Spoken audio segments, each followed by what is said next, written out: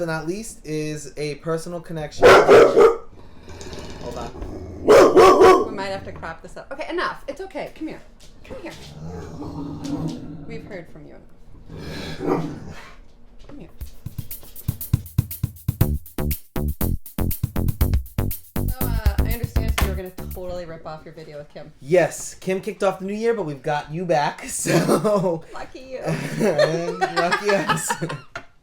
So we're going to do a flip side to Kim's video. We're going to do the top 10 reasons why your query would lead to a request. Full, partial, what have you. Makes me look so much more positive. Yeah.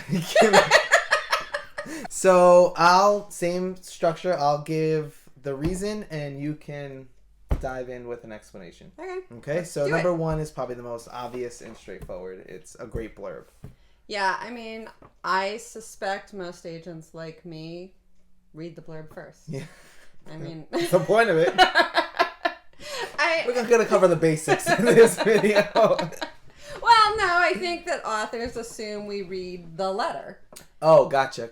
Okay. And I don't. You skip that first paragraph. I just go for the blurb. So that's a good point, because a lot of people always ask, should that come first or last? Should you dive right in, or should you introduce yourself?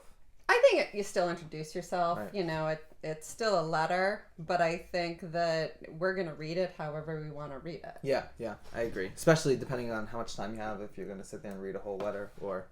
So that was an obvious one. Number two is that you're hungry for to fill a hole in your list. Yeah, so I think that we all go through periods where we might take on a lot of something. You've recently taken on a few picture books. Yes.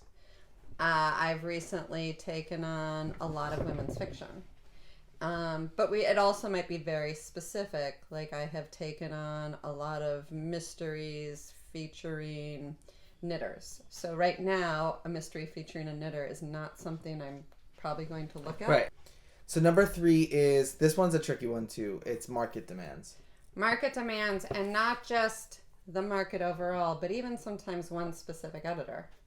So if I've talked to an editor recently who said she's looking for an alien cowboy romance, which I have not talked to anybody who wants that. And one of those crosses my desk, I made... Buford does not like the alien cowboy romance. Terrible book. Anyway, I might get excited about something just because I know exactly who wants that and I can connect with that person. But, you know, it makes perfect sense. We're looking to sell books. So if we know editors are looking for things, then that is going to drive our list a little. In the same way, what's going to drive an editor's list is what is working at that publishing house, what is selling for them, what kind of feedback they're getting from bookstores and their sales reps. Yeah, and every agent is completely different, so you might get a query where you're like, I can definitely sell this, even if you don't love it, and I might get the same query where I love the book, but I'm like, I just don't know what I can do with this. Right. So, well, which is why we have genre specifications. Like, I don't know what to do with a picture book. I don't know the editors. I don't represent them. So I'm not the right person for that. And that's sort of a very broad example. Right. But so number four is a little similar to number two, but it is very different. So this one is... It's similar. That was me writing a college paper when I have no idea the topic of what I'm talking about. They're similar and yet different. Anyway, appealing to our MSWL. So it's a little similar to that we're hungry to fill a hole in our different. list. Different. Just different enough. Well, because your MSWL or my MSWL, let's say over the course of 3 months, could be asking for a variety of things. But 3 months ago, I might have filled that. Right. You, as an author, probably don't know that. Yes. But if you say to me, in fact, I got one this morning that said, I saw yesterday's tweet that you were looking for at the time. I had tweeted about looking for guided journals. I got 2 queries. That was fast. Yes, 2 queries today in response and telling me it was in response to that tweet. Yeah. So I immediately responded in a positive way to that because they're reacting to what I had put out there. Yeah, and it shows a good amount of initiative, I think. And research. They know they're paying attention. That you're plugged in. And... Yeah. Number 5 is voice.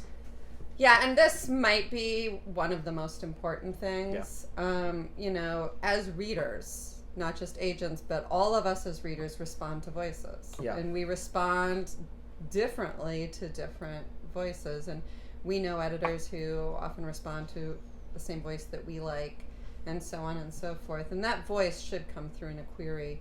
Can I just say, do not put your query in first person of your character. That's weird. Your voice, I think everyone has their own voice, even in the way that they write an email and the way that they craft business letters. So we pick up on that because I guess we just do that in books, so we can do that and especially in picture books. So we can tell like that playfulness is gonna sort of lend itself to your manuscript. And well, it matters. I mean, if you're telling me that your book is hilariously funny, but you've written a query that's really dry and boring, I'm gonna have a hard time believing that. I'm gonna have a hard time believing your book is hilariously funny. And that's a good point for writing your query. It doesn't have to be full on business mode. No, it shouldn't be. Right. It should. Your voice should shine through. Yes. So write it yourself. Don't let someone else do it. Yes. Number 6 is appealing to a personal interest. This gets really kind of quirky, and sometimes people will know it, and sometimes you won't, and that's okay. And that's, I think, with a lot of these reasons, it's just things that happen, but not necessarily things you as writers can plan for. So, for example, you love chickens. Yes, and I will read from top to bottom, like for a picture book, I will read the entire query and the entire sample. Right. And then most of the times I'll if it has chickens in it. If it has chickens, like you just automatically caught me, because I'm dying for that one picture book that's got a chicken character, so I'm gonna like give it the most careful consideration. Right. But once you get 1 or 2 chicken books, then we kind of go back to number 2, where you're not going to be hungry to fill that in your list. Exactly. Yeah, for me, I just react positively to books with sort of magical baking. Heather Weber, yes. And I react really keenly to that. I react very keenly to a transgender character because that's something I'm looking for. I think Kim reacts that way to anything with autism involved. Natasha and Mermaids. Tracy and Ducks. So every agent has that one thing, and I'm sure that you can find it on their Twitter feed or in their bio on the website, in their MSWL. They always sort of point towards that one thing that they really love and they're looking for. It's just a personal hobby, just like you as readers. Yeah. We all have something other than books that we love. It just sort of grabs us. Number 7 is a great title. Yeah, there's something about a really great title that can make you request something just because there's a cleverness there. Yeah. And think about it in the bookstore. When you see a book with a great title, you just have to pick it up and look at it. It's the same thing. Yeah. That was all I had to say about that. Oh, but the title should also fit the genre.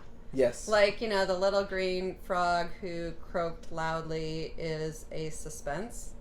Yes. Also, a title should not be a full sentence. Anyway, number 8, because we are vain people. We are. Flattery. It will get a request sometimes. It will. And sometimes it's out of guilt, but sometimes it's just... Sometimes it's out of guilt. Sometimes just because they like us. Yeah, and I'm like, well, now I feel like I need to read this. Yeah, things like, I met you at a conference. Get me. And